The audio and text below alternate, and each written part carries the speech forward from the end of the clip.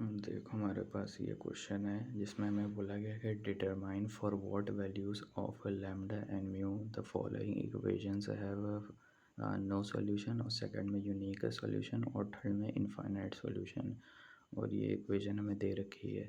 तो मतलब कहने का मतलब ये है कि इसमें पूछ रहा है कि लैम्डा और म्यू की कौन सी वैल्यूज़ हैं और जो कि हम इस इक्वेशन में डालें और उसकी मदद से हमें नो सॉल्यूशन मिल सके और यूनिक सॉल्यूशन मिल सके और इनफाइनाइट सॉल्यूशन मिल सके। तो सबसे पहले इस जो इक्वेशन दे रखी हुई हैं हमारे पास, इसको तुम ऐसे लिख दो। तो यहाँ पर हमारे पास कोफिशिएंट जो है ना सबके ऐसे लिख दो, और यहाँ पर भी 1,2,3, और यहाँ पर आ जाएगा 1,2 और लैम्डा। और यहाँ पर लाइन ही बना दो क्योंकि हम अब इसमें ऑपरेशंस लगाएंगे, एलिमेंट्री ऑपरेशंस है। तो ये हमने डॉटेड लाइन बना दी, और यहाँ पर जो इसके आगे लिखा है इसको यहाँ पर उतार दो ऐसे ही। तो यहाँ पर 10 दिया गया है और यहाँ पर म्यू दिया गया है। अब इसमें ना हमें एलिमेंट्री ऑपरेशन लगाने हैं, और इसमें करना क्या है कि जो फर्स्ट कॉलम और फर्स्ट रो का जो फर्स्ट एलिमेंट है इसको ऐसे ही रहने देना है, और उसके नीचे के जो एलिमेंट्स हैं ना उसको ज़ीरो बनाना है। वैसे जब जब ये हो जाएगा उसके बाद हमें इसमें जो सेकंड और सेकंड कॉलम के जो एलिमेंट हैं ये दोनों तो सेम रहने देने हैं और नीचे ज़ीरो बनाना है। और थर्ड इसमें तो ये ऐसे ही रहेगा, जो हमने यहाँ पर ज़ीरो बना दिया और यहाँ पर ज़ीरो बना दी, यहाँ पर कोई मतलब नहीं बनाने का ज़ीरो। तो इसको ज़ीरो बनाने के लिए हमें रो ऑपरेशंस लगाने पड़ेंगे। अब रो ऑपरेशन से लगाना भी बहुत सिंपल है इसमें, कि तुम्हें यहाँ पर जब ज़ीरो बनाना है तो रो 2 को माइनस रो 1 कर दोगे तो यहाँ पर ज़ीरो आ जाएगा। वैसे ही रो 3 को जब रो 1 से माइनस करोगे यहाँ पर ज़ीरो आ जाएगा। तो मैं यहाँ पर लिख देता हूँ कि रो 2 में जब तुम ऑपरेशन लगाओगे रो 2 माइनस रो 1 करोगे, और रो 3 में जब ऑपरेशन लगाओगे तो रो 3 माइनस रो 1 करोगे। तो यहाँ पर जब हम ऑपरेट करेंगे तो ये इक्वेशन ऐसे बन के, मतलब कि यहाँ पर जो मैट्रिक्स है ना ये ऐसे बन के आ जाएगी। तो मैट्रिक्स नहीं, मतलब ये ऐसे बन के आ जाएगा, जो हम 0 1 लैम्डा -1 म्यू -6। अब हमें यहाँ पर रो 3 माइनस रो 1 करना पड़ेगा क्योंकि हमें यहाँ पर भी ज़ीरो चाहिए था, यहाँ पर नहीं चाहिए था, ये जब यहाँ पर ज़ीरो चाहिए था। अब तो हमें रो 3 में ऑपरेशंस लगाने हैं जिसमें हमें रो 3 माइनस रो 2 कर सकते हैं, क्योंकि यहाँ पर रो 1 भी चाहो तो कर सकते हो, लेकिन यहाँ पर फिर से -1 आ जाएगा तो मतलब नहीं है। यहाँ पर हमें ज़ीरो बनाना है तो मैंने रो 2 माइनस की है, मतलब कि रो 2 माइनस करी है रो 3 से। तो यहाँ पर भी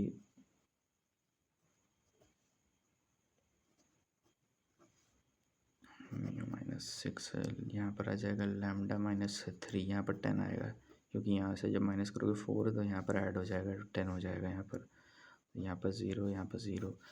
अब देखो इसके बाद क्योंकि यहाँ पर भी ज़ीरो बन गया दोनों, और यहाँ पर एक ज़ीरो बन गया, यहाँ पर अब कोई ज़रूरत नहीं है बनाने की क्योंकि ये दोनों इक्वेशन में हमें लैम्डा और म्यू की वैल्यू चेक करनी है। तो ये जब हो जाएगी तो तुम अब प्रोसीड कर सकते हो चेक करना है। तो सबसे पहले चेक करना है कि नो सॉल्यूशन कब है।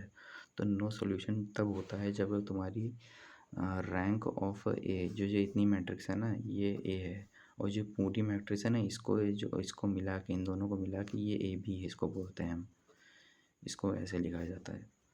तो ये तब होगी कि जब rank of A is not equal to rank of A B matrix के हो। मतलब यहाँ पर अब हमें लैम्डा की वैल्यू निकालनी है। तो देखो रैंक निकालने का तरीका होता है कि नॉन ज़ीरो रोज़ को काउंट किया जाता है। तो यहाँ पर जो हमारे पास मतलब कि रैंक ऑफ ए होगी वो हम ऐसे निकालेंगे कि इसकी रैंक के बराबर ना हो। तो एक तरीका ये है कि यहाँ पर नॉन ज़ीरो रोज़ 3 हैं, अभी हमें 3 दिख रही हैं क्योंकि अभी ये हमें इसको ज़ीरो नहीं किया है, और यहाँ पर भी नॉन ज़ीरो रोज़ पूरी 3 ही दिख रही हैं। अब हम इसको ऐसे कैसे करें कि इसकी रैंक और इसकी रैंक इक्वल ना आए। तो सिंपली यहाँ पर मैं जब इसकी रैंक काउंट करूँगा ना तो यहाँ पर अगर मैं यहाँ किसी तरह ज़ीरो कर दूँ तो यहाँ पर जो नॉन ज़ीरो रोज़ 2 आ जाएंगी, तो इसकी ए की रैंक 2 हो जाएगी। और यहाँ की रो किसी तरह मैं ऐसे कर दूँ कि ये वाली आखिरी वाली रो कि यहाँ पर नॉन ज़ीरो रो हो जाए।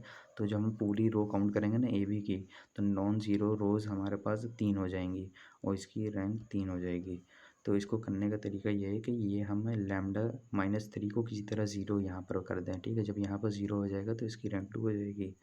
तो लैम्डा -3 को हम इक्वल टू ज़ीरो रख देंगे और लैम्डा की वैल्यू 3 हो जाएगी। तो यहाँ पर ज़ीरो तब आएगा जब लैम्डा की वैल्यू 3 होगी। अब यहाँ पर हम म्यू की जगह कोई भी वैल्यू लिख सकते हैं सिवाय 10 के। यहाँ पर मैं लिख देता हूँ mu can take value any real value except 10 है।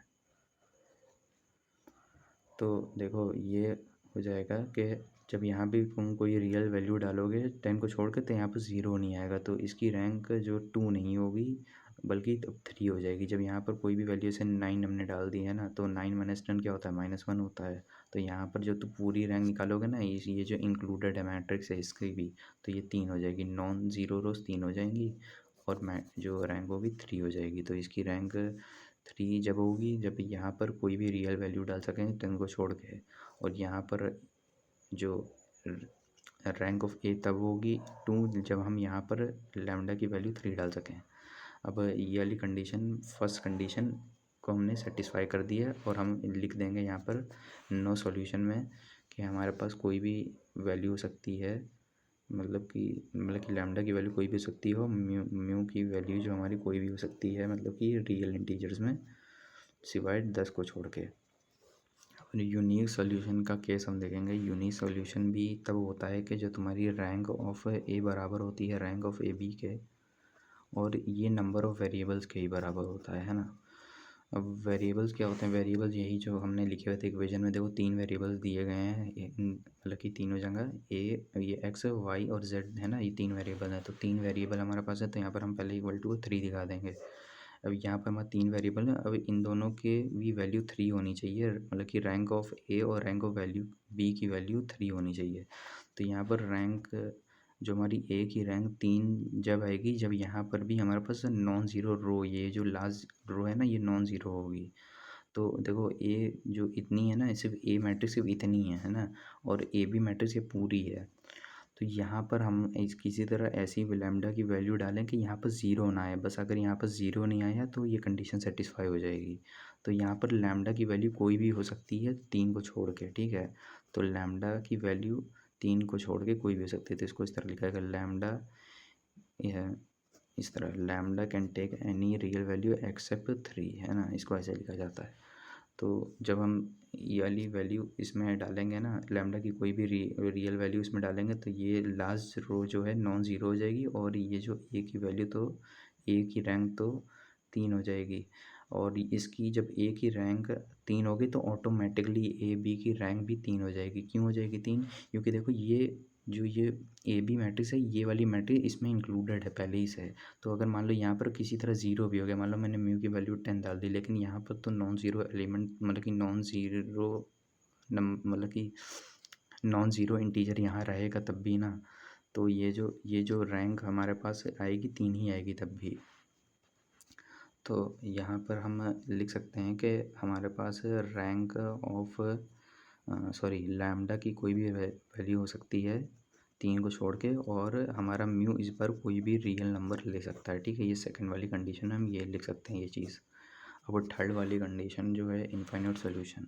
तो इनफाइनाइट सॉल्यूशन देखो तब होता है क्योंकि जब तुम्हारी रैंक ऑफ ए बी के बराबर हो, लेकिन इस बार ये less than number of variables हो।